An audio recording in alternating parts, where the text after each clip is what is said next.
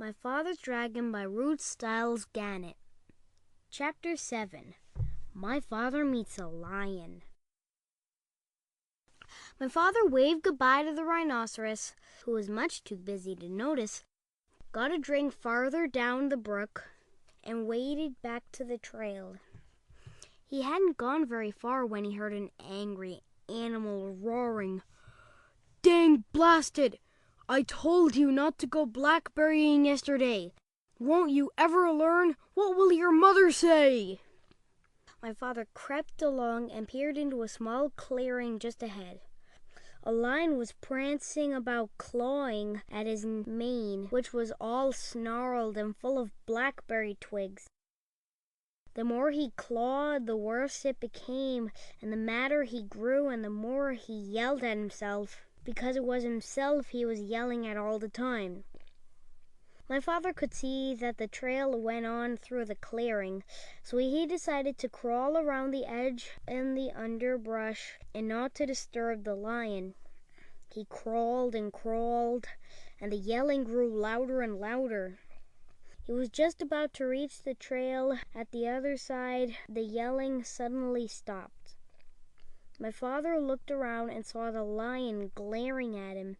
The lion charged and skidded to a stop a few inches away.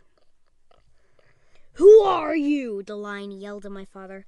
"My name is Elmer Elevator." "Where do you think you're going?"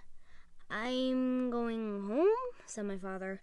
"That's what you think," said the lion.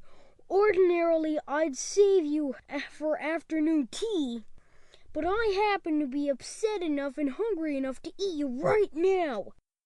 And he picked up my father by his front paws to feel how fat he was. My father said, "Oh, please, lion, before you eat me, tell me why you are so particularly upset today."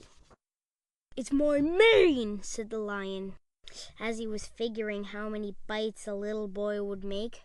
"You see what a dreadful mess it is, and I don't seem to be able to do anything about it. My mother's coming over on the dragon this afternoon, and if she sees me this way, I'm afraid she'll stop my allowance. She can't stand messy manes, but I'm going to eat you now, so it won't make any difference to you."